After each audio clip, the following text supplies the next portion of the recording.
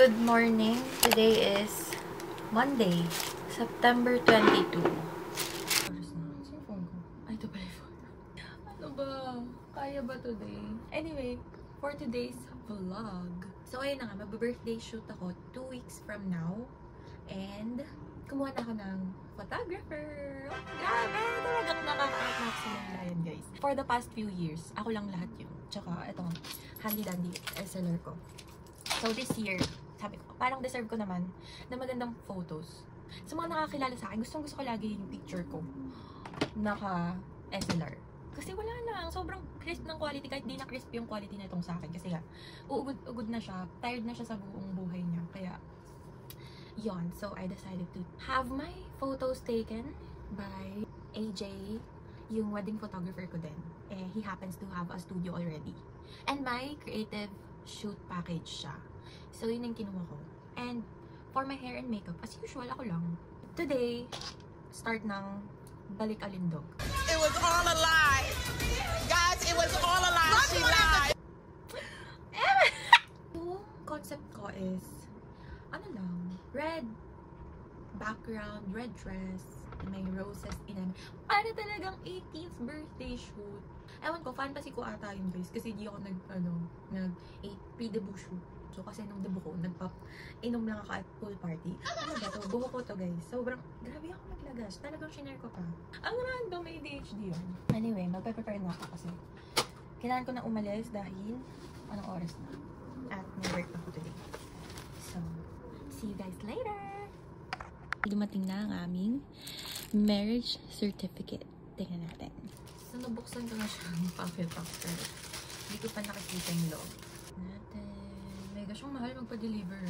370 per piece. And, ito sila sa kinuha ko. Isa lang. Kulipat ko. Charik. Oh my gosh, legit na siya, guys. Alam niyo, minsan hindi ako makapaniwala ng kasal natin. Parang feeling ko naglalaro lang ng bahay-bahayan sa buhay na to. Ano ka? Mga makakapanood po nito na kamag-anak ni Giselle. Huwag niyo po ako seryosohin dahil di po ako seryosong tao. Kaya ako actually kinuha to kasi bala ko na rin Ang valid ID ko lang, guys, right now is passport. So, nag-iisa kong valid ID yun. As in, ginawa ko na siya all around. Parang siya na yung UMID ko sa ngayon. So, kailangan ko na kumuha. Eh, nag-aalangan pa ako because nga, kailangan ko mag-update, diba, ng marriage status. Hindi naman mandatory, I think, to change yung last name.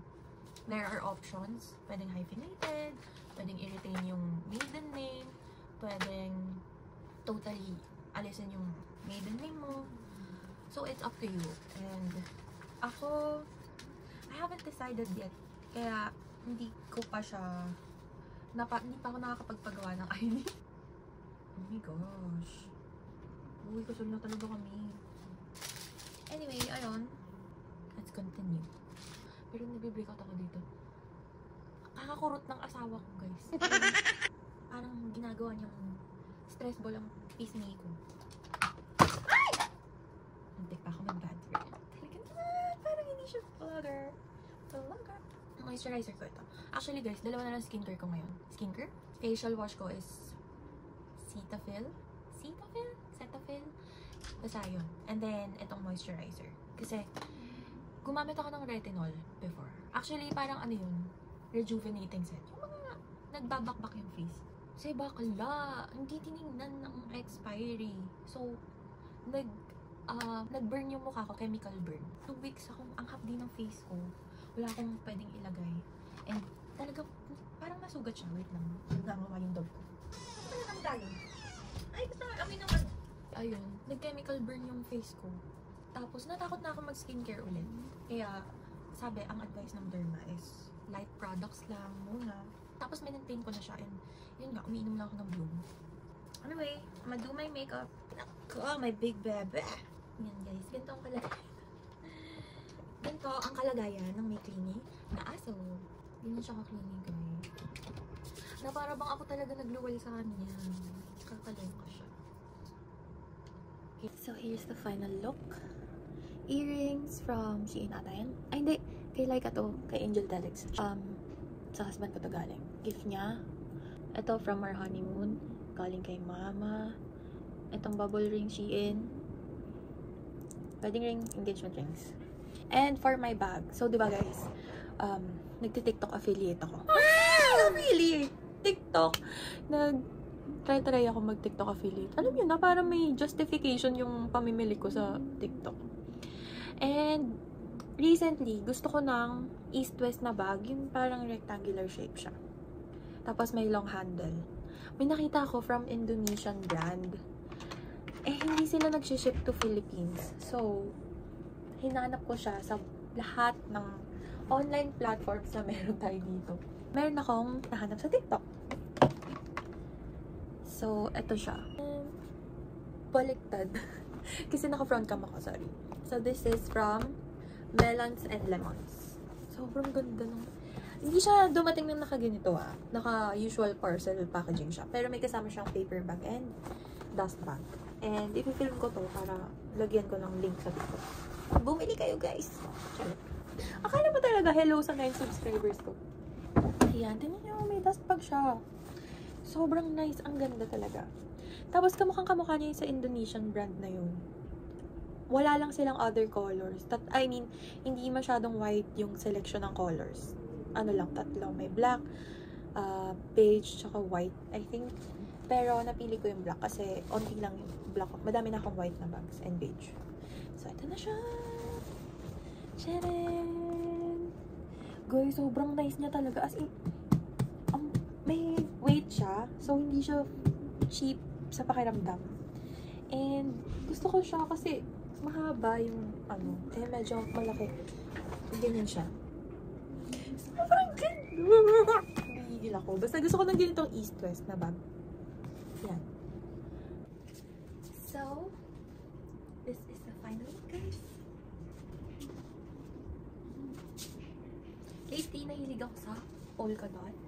So, bumili ako ng isa pang color nito na yung reverse naman. White yung skirt, black yung polka. And then, may matching tops each sa BSEO. Pero hindi ko ginamit yung matching top niya kasi wala, parang masyadong summery. Umuulan dito kayo sa Legazpi. So, this is the final look.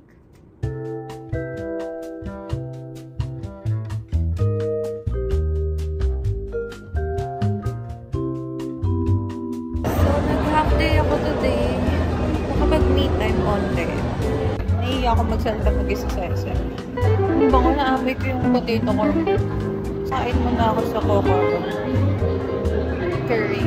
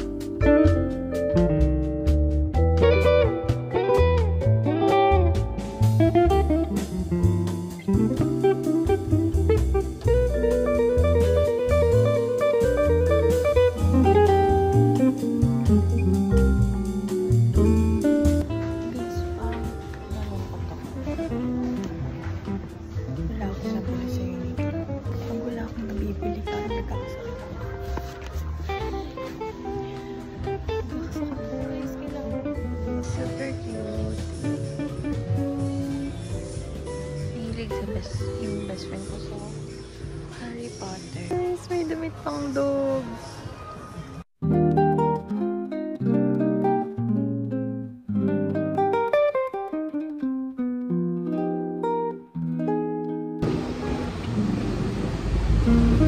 Happy siya guys. Akala mo isang taon kami di nakita. My love! My love, love! Shush, shush. Hindi na mapakali. Hi guys! Uwi ko lang ng bahay. Sobrang oily ko naman. Anyway, nagpunta ako ng bank muna. Kaya nag-libro kasi may kailangan akong bayaran. And then, pumunta ulit akong SM as usual. Ng Uniqlo and all.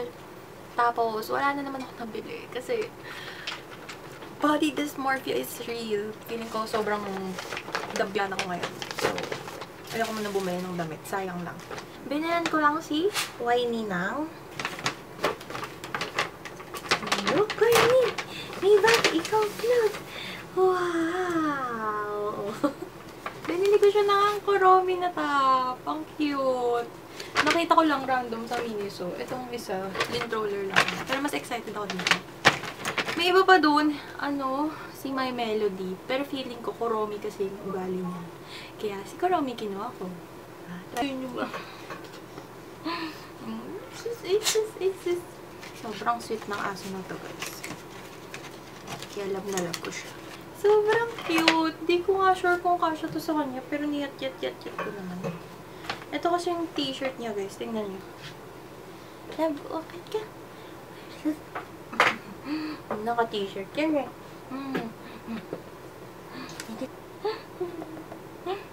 Hi, guys! Hi, guys! Sobrang cute ng baboy. Wait lang, ito na.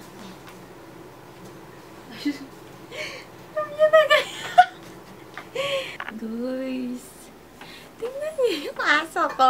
Sobrang cute niya. Bagay sa'yo yung Kuromi. Ganda ng color analysis nito, ha. Ay, nahihiya po siya. Hala, ayaw niyo magpakita. Ba't ganun? Sige na, baba ka na, baba ka na. Ayun niyo, guys. Pero kasya sa kanya yung Kuromi. Para lang siyang... Kanina pala, habang naglalakad ako, parang matatanggal yung isa kong tuhod. Ang weird. Eh, gusto pa naman sana mag-walking ngayon. Kahit sa treadmill lang. Pero parang hindi siya matutupad. Ewan ko, baka dahil sobrang taba ko na. Weird.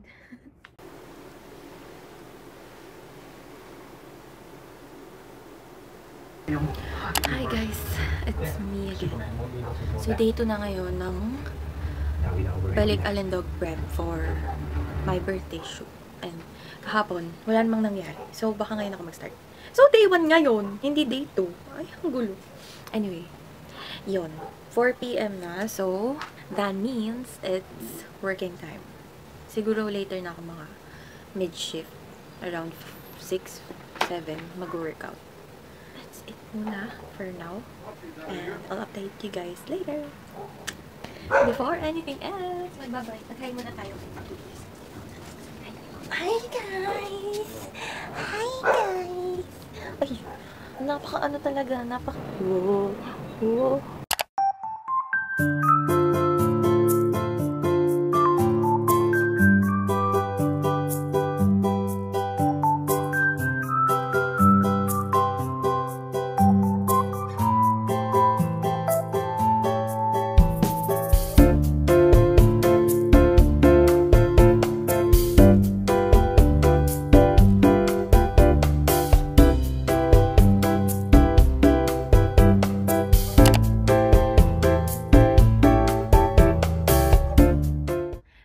Hindi ko na binidyo yung kanina kasi nga hello, nagpapanik na ako. Medyo nagpapanik ako kasi nasa kalagitnaan ako ng paggigisa ng sibuyas.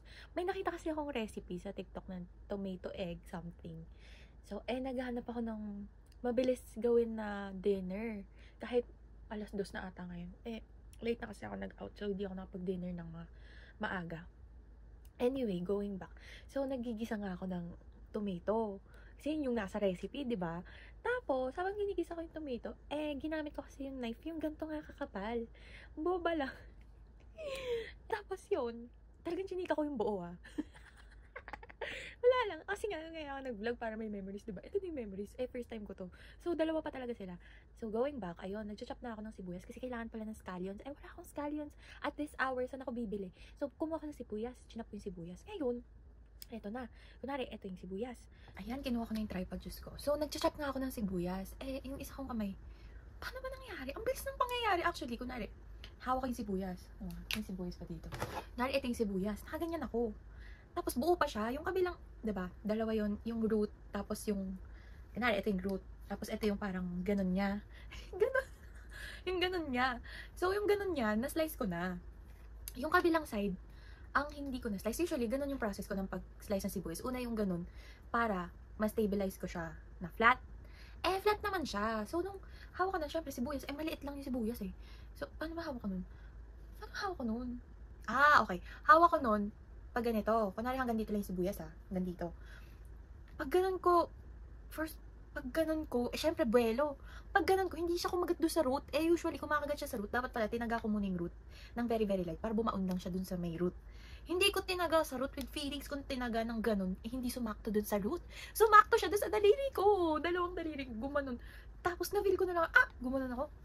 Tapos, hindi naman totally bumaon, pero, alam mo yung, naramdaman mong may umano. Stress ako kasi first time ko nga mangyari sa buhay ko yun, promise. Cross my heart.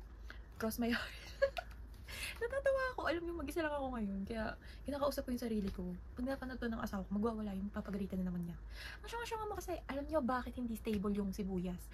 Ang ginamit kong chopping board, yung takip ng Tupperware na rectangle. Diyos ko. Guys, okay, masyadong tamad. Tinatawad kasi akong hugasan yung chopping board na malaki, na wood. Onti lang naman yung i-chop ko. So, pag onti lang, usually, mga takip ng Tupperware yung chopping board ko. So, ayun. Lesson learned. Una.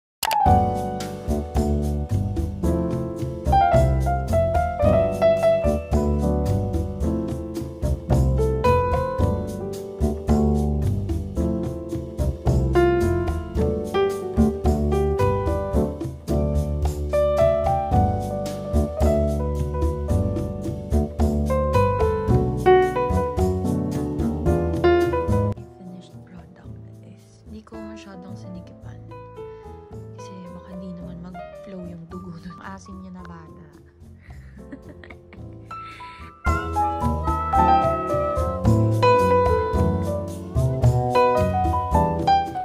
Hi ka muna. So, hi guys. Working na ako, pero ang dilim na dito sa amin. May bagyo kasi. Anyway, na-realize ko ngayon, nag-work ako. Ang hirap pag-type ng may ganitong daliri. Tsaka, pag nadidiin ko to, ang sakit kasi mas malaki to eh. So, ayun, wala. Share ko lang. Ito, mas okay ito. Pero, mas sanay kasi ako nagtatype na ito lang. Tapos, basta, mas maraming function tong middle finger ko. Super stress. Ang dami ko pa naman gagawin. Good luck.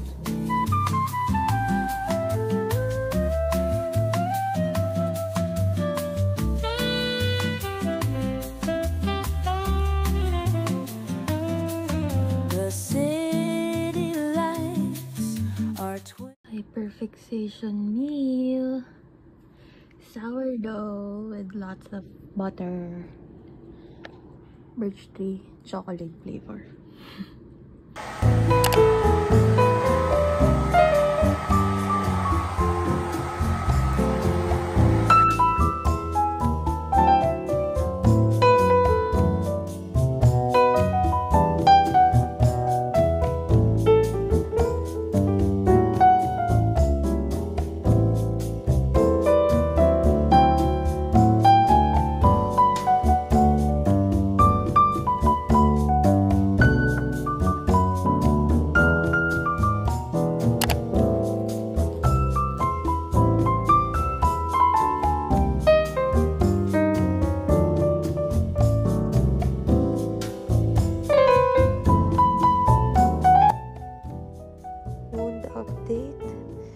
So far, so good. I mean, nakatulong talaga yung petroleum jelly, guys. Kasi, hindi na siya kasing may bump to before. Pero ngayon parang medyo flat na siya. Sana hindi siya kita sa photoshoot ko on Thursday.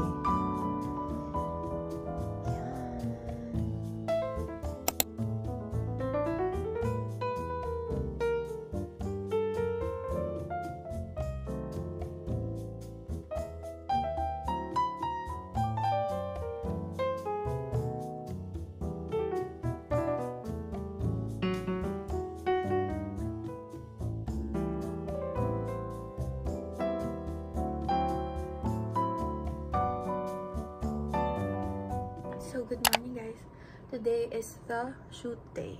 Hindi na ako Hindi na ako nakapag-vlog the past few days kasi wala naman akong ginawa. Masyadong prep. Kasi sobrang busy talaga sa work. Anyway, so, nag-aayos na ako ngayon. Wala akong makeup totally. And it's, anong oras na? Hindi ko alam anong oras na. Around 12 PM. But, yun. Mag-start na ako ng prep. Super excited ako. Ang puffy ng face ko. Kailangan ko ng ice. Anyway, be right back.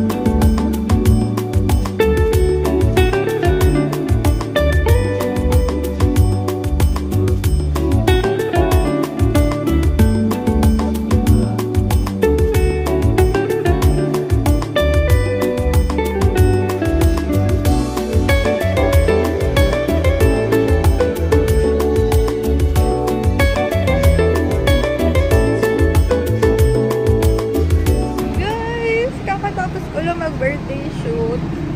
Ano ba ako naiwan? Hintay ko na lang yung husband ko. Tsaka na wig ko, gulo-gulo na siya. Nawa ko na lahat ng raw photos. Kasi tinatamad ako mamili. Hanap ko na ako ng food. Let's look at the pic. Dapat papalitan ko yung LinkedIn DP ko. Kapos na ako sa time. Ngayon ko lang yung wig.